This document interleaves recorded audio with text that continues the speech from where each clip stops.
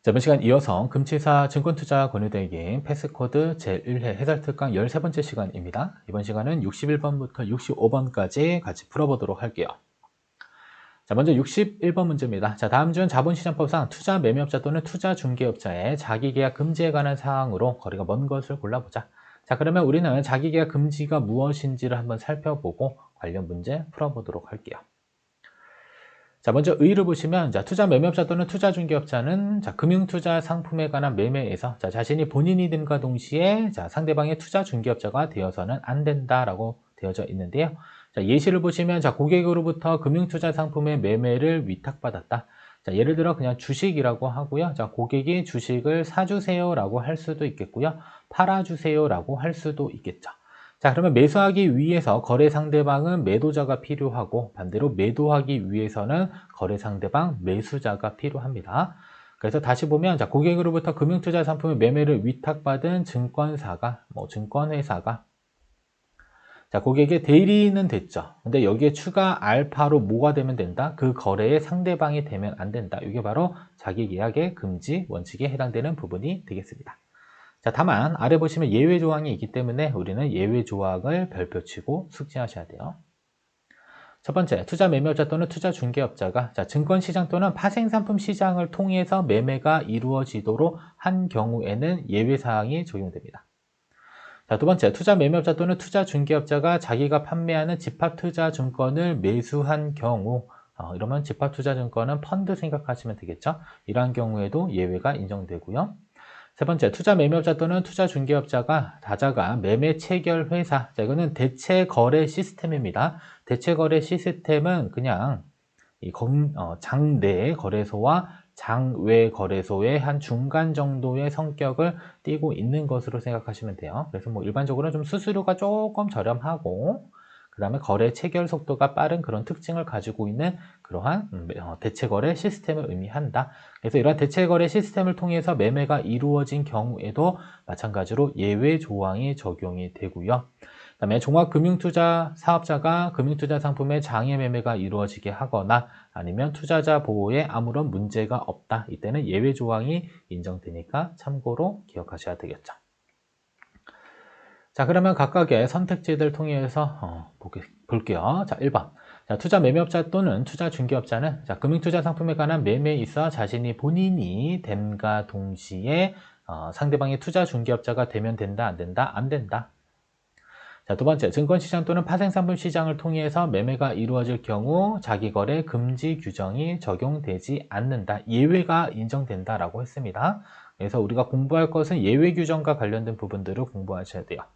세 번째, 투자 매매업자 또는 투자 중개업자가 자기가 판매하는 집합투자증권, 즉 펀드를 매수하는 경우 자기 거래 금지 규정 적용되지 않는다. 이것도 마찬가지로 예외가 적용된다. 네 번째, 투자 매매업자 또는 투자 중개업자가 다자간 매매 체결 회사, 즉 대체거래 시스템을 통해서 매매가 이루어지도록 한 경우에도 마찬가지로 예외가 적용된다라고 했는데 여기는 자기거래 금지 규정이 적용된다라고 했으니까요. 4번은 틀렸습니다. 그래서 정답은 4번으로 체크를 해주시면 될 것 같습니다. 자, 다음은 이어서 62번으로 넘어갈게요. 다음 중 자본시장법상 불건전 영업행위에 대한 설명으로 가장 거리가 먼 것을 한번 골라보자라고 했습니다. 첫 번째, 자, 증권시장과 파생상품 시장 간의 가격 차이를 이용한 차익 거래는 선행매매에 해당되지 않는다라고 했는데, 자, 일단은 뭐 선행매매를 말하기 이전에 불건전 영업행위가 무엇인지에 대해서 한번 살펴보고 우리 문제풀이 진행할게요. 자, 일단은 불건전 영업행위는 선행매매, 그 다음에 뭐 조사 분석 자료 공표 후 매매 금지, 그 다음에 성과보수 금지, 그 다음에 모집 매출 관련 조사 분석 자료 공표 제공 금지, 투자 권유 금지, 1인 매매 금지, 기타 불건전한 영업행위 금지 관련돼서 꽤 많은 내용들이 존재하고 있습니다. 하나씩 살펴보고 문제풀이 할게요. 자, 일단은 선행매매 금지라고 하는 것은 먼저 매매하는 것이 금지된다. 누구보다? 고객보다. 그래서 투자자로부터, 고객으로부터 금융투자 상품 가격에 중대한 영향을 미칠 수 있는 매매 주문을 체결하기 그 전에 자, 금융투자 상품을 자기의 계산으로 매매하거나 제3자에게 매매를 권유하는 행위 자체가 금지된다라고 보시면 되겠습니다. 다만 예외 사항이 있어요. 예외. 그래서 우리는 외울 때는 예외 부분을 잘 외워야 됩니다. 첫 번째, 투자자의 매매 주문에 관한 정보를 이용하지 않았음을 입증했다. 자, 그러면 선행매매로 보지 않겠다. 두 번째, 차익거래. 차익거래는 증권시장과 파생상품 시장 간의 가격 차이를 이용하는 겁니다. 그냥 쉽게 생각하면 마트, 그 다음에 여기는 뭐 그냥 동네 시장, 뭐 사과 하나 있다. 그래서 이 사과 한 가게가 마트에서는 1,000원에 판매되는데 시장에서는 뭐 800원에 판매된다. 자, 그럼 시장에서 800원에 사가지고 마트에서 1,000원에 팔면 얼마의 이익이 나는 거죠? 플러스 200원의 이익을 챙길 수 있는 거, 이런 것들을 그냥 차익 거래로 보시면 됩니다. 그래서 증권시장과 파생상품 시장 간의 가격 차이를 이용한 거래, 이런 것들도 마찬가지로 선행매매로 보지 않겠다.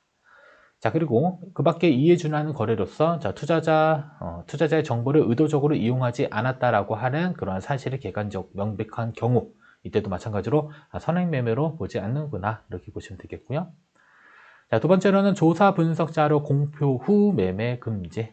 그래서 조사 분석 자료의 내용이 사실상 확정된 때로부터 공표 후, 자, 24시간, 24시간이, 그러니까 만 하루가 경과되기 전에 자기의 계산으로 매매를 할 수 없다라는 내용이 되겠습니다. 다만 또 적용 제외가 있습니다. 그래서 조사 분석 자료의 내용이 직간접적으로 특정 금융투자 상품의 매매를 유도하는 것이 아니거나, 혹은 조사 분석 자료의 공표로 인한 매매 유발 또는 가격 변동을 의도적으로 이용했다고 볼 수 없는 경우, 그 다음에 그 자료의 내용을 이용하지 않았음을 증명할 경우, 그 다음에 해당 조사 분석 자료가 이미 공표한 조사 분석 자료와 비교해서 새로운 내용을 담고 있지 않은 경우, 이때는 예외가 적용됩니다. 우리가 중요한 건 예외 규정을 항상 잘 보셔야 되겠습니다. 아시죠? 자, 세 번째로는 넘어가서 자, 성과 보수 금지. 왠지 안 될 것 같죠? 그래서 조사 분석 자료의 작성을 담당하는 자에 대해서는 일정한 기업 금융 업무와 연동된 성과 보수를 지급하면 된다, 안 된다? 안 된다. 왠지 성과 보수를 지급하게 되면 어떠한 기업의 조사 분석 자료를 좋게 써줄 것 같은 느낌이 딱 들죠. 그래서 성과 보수는 안 된다라고 보시면 되겠고요. 그다음에 성과 보수 연동이 금지되는 기업 금융 업무 관련돼서 내용 쭉 있으니까 참고로 보시면 되겠습니다. 그래서 뭐 인수, 모집, 사모, 매출의 주선 업무와 관련된 부분들이 바로 성과 보수와 연동이 돼서 성과 보수를 지급하면 안 된다라고 하는 그러한 업무에 해당되는 부분이고요. 자, 다음은 모집 매출 관련 조사 분석 자료의 공표 제공 금지. 이거는 이제 40일이 포인트입니다.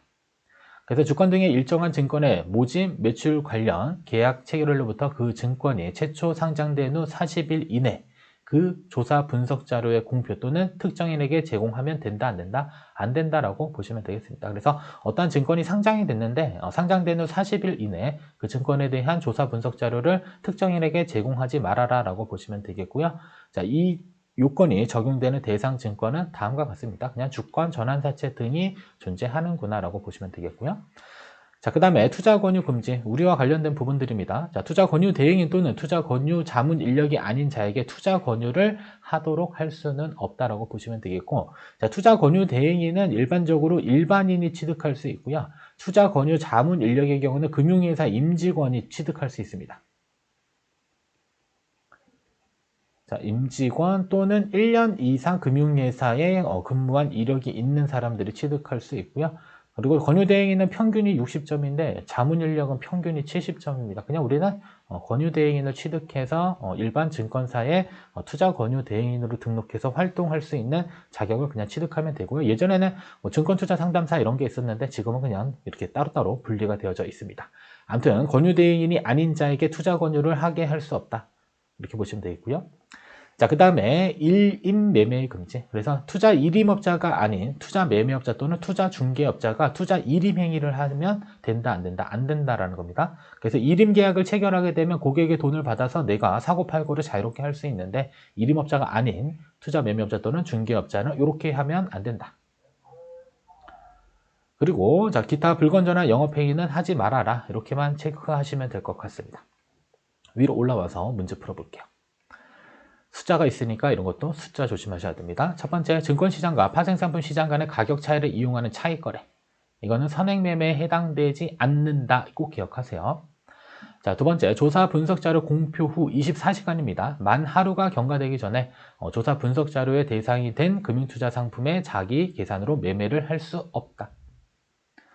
세 번째, 조사 분석 자료 작성 담당자에게 기업금융 업무와 연동된 성과 보수 지급하면 된다, 안 된다? 안 된다. 자, 모집 매출과 관련된 조사 분석 자료는 그 증권이 최초로 상장된 후 40일 이내 공표하거나 특정인에 제공하면 안 된다. 여기는 해야 된다라고 했는데 안 된다라고 보시면 되겠습니다. 그래서 정답은 4번으로 체크를 해 주시면 되겠고요.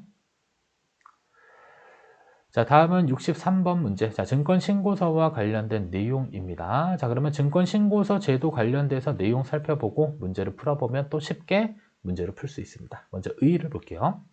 자, 일단은 불특정 다수인을 상대로 증권시장 밖에서 증권을 새로이 발행하거나 이미 발행된 증권을 분매할 경우, 자, 증권에 관한 사항과 증권의 발행인에 대한 사항을 투자자에게 알리기 위한 제도가 바로 증권신고서이다라고 볼 수가 있겠고요.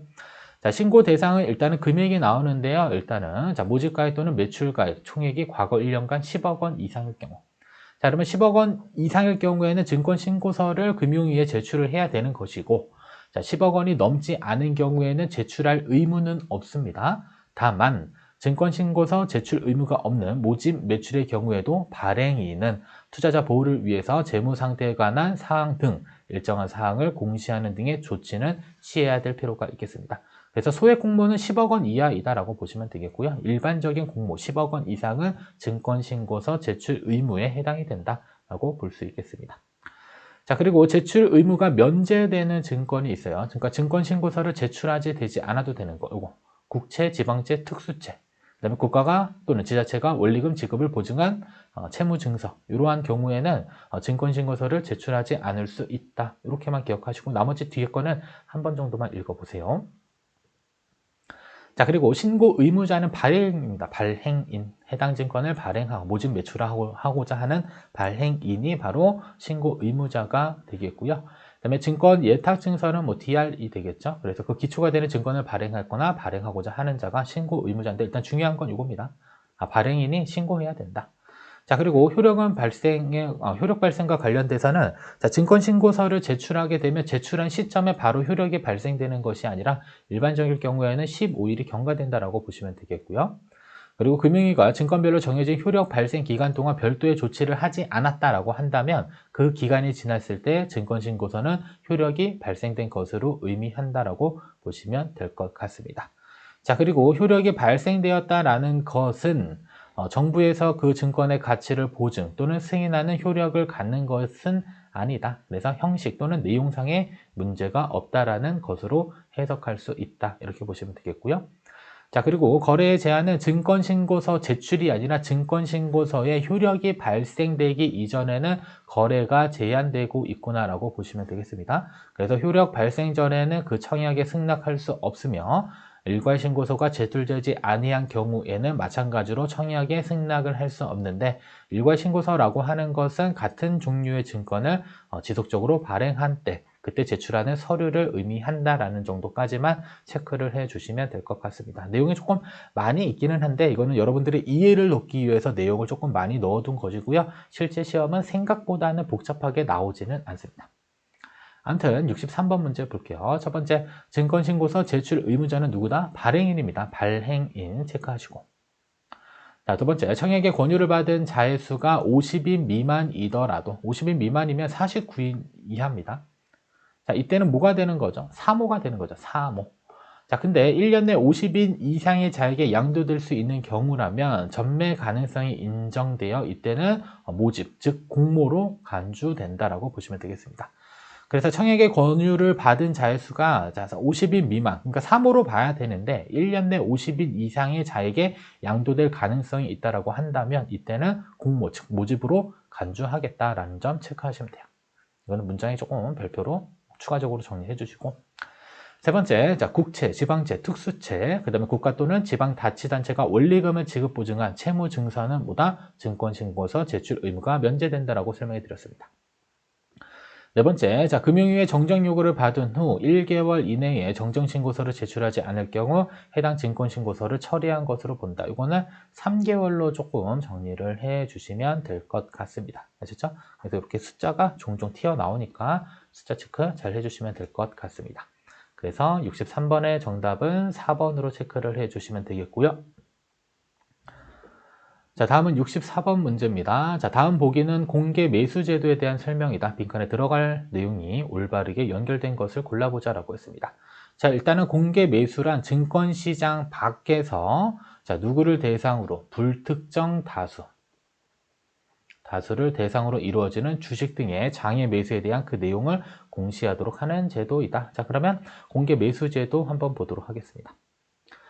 자, 먼저 보시면 자, 주식 등을 6개월 동안 증권시장 밖에서 10인 이상의 자, 증권시장 밖이라고 하는 것은 장외입니다. 장외에서 10인 이상의 자로부터 매수 등을 하고자 하는 경우, 그러니까 기업의 그냥 주주라고 생각하시면 돼요. 뭐 최대 주주. 자, 최대 주주가 경영권을 보호하기 위해서 주식을 살려고 하는 경우, 그러니까 매수하겠다는 거죠. 자, 매수하겠다면 거래 상대방은 누가 필요한 거죠? 매도자가 필요한데 이 거래 상대방이 몇 명? 10인 이상. 그러니까 공개 매수하는 겁니다. 공개적으로 주식을 사들이겠자. 이것을 누구한테 알리는 거죠? 주주들한테 알리겠죠.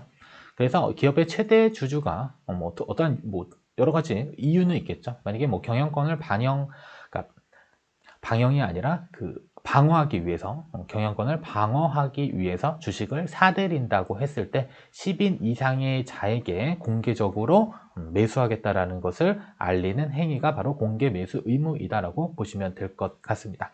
됐죠? 그래서 주식 등 6개월 동안 증권시장 밖에서 10인 이상의 자로부터 매수 등을 하고자 하는 자는 그 매수 등을 한 후에 본인과 그 특별관계자가 보유하게 된 주식 등의 수의 합계가 그 주식 등의 총수의 10분의 5 이상 될 경우에는 공개 매수를 반드시 해야 될 필요가 있겠고요. 자, 여러분 공개 매수가 의미하는 바는 이렇게 제가 적어놨습니다. 아시죠? 그래서 한 번 정도 여러분들 쭉 읽어보시면 될 것 같습니다. 아셨죠? 그래서 이것은 경영권에 영향을 미칠 수 있는 주식 등의 장외 매수에 대해서 경영권 경쟁의 공정성. 그러니까 나는 추가적으로 내가 매수할 거니까 팔 사람들 쭉 줄 서세요. 약간 이런 표현으로 좀 생각을 하시면 될 것 같습니다. 아셨죠? 그래서 주주 평등을 도모하는데 그 목적이 있다. 이렇게만 보시면 되겠고요. 개념은 한번 살펴보시고 중요한 것은 일단 이겁니다. 공개 매수란 증권시장 밖에서, 그러니까 장외시장에서 불특정 다수를 대상으로 주식 등 장외 매수에 대한 그 내용을 공시하도록 하는 제도이다. 그러니까 내가 주식을 살 거니까 팔 사람들 줄 서시오라고 하는 부분으로 생각하시면 되겠습니다. 그래서 정답은 4번으로 체크를 해주세요. 자, 다음은 65번입니다. 자, 다음은 내부자 단기 매매 차이 반환 제도에 대한 설명이다. 자, 빈칸에 들어갈 내용이 올바르게 나열된 것을 골라보자라고 했습니다. 자, 일단은 해당 문제 포인트는 6입니다. 자, 단기 매매 차이 반환 의무가 성립하기 위해서는 내부자가 주권상장법인의 특정 증권을 매수한 후 6개월 이내에 매도하거나 혹은 특정 증권을 매도한 후 6개월 이내에 매수해서 이익을 얻으면 반환해라. 요겁니다. 자, 그러면 내용을 쭉 한번 보도록 할게요. 반환 대상자. 자, 일단은 반환 대상자는 뭐냐면, 주권상장법인의 주요 주주, 그 다음에 임원 또는 직원입니다. 근데 이러한 직원 중에 미공개 정보를 알 수 있는 자, 그래서 미공개 정보를 이용해서 주식을 매수하거나 혹은 매도했는데 6개월 이내에 만약에 어느 정도의 이익이 생겼다라고 한다면 다 반환해야 된다라고 보시면 되겠습니다.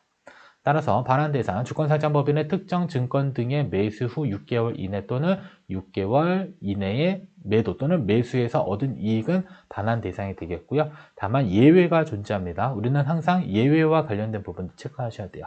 첫 번째, 법령에 따라 불가피하게 매수 또는 매도했거나 정부의 허가, 인가, 승인 등에 따라서 매수했거나 그 다음에 주식 매수 선택권의 행사, 스톡 옵션을 행사한 경우 혹은 공개 매수에 응모한 경우, 이러한 경우에는 반환의 예외에 해당된다라고 볼 수가 있겠습니다. 아셨죠? 그래서 내부자의 단기 매매 차익 반환 제도는 일단 개념 정리하시고 우리가 기억해야 할 것은 6개월입니다. 6개월 이내에 매도하거나 특정 증권을 매도한 후 6개월 이내에 매수해서 이익을 얻으면 뭘 해야 된다? 반환을 해야 된다. 다만 예외 조건이 있었으니까 예외까지 같이 한번 정리를 해주시면 되겠습니다. 자, 여기까지 해서 65번까지 문제풀이 마치도록 하겠습니다.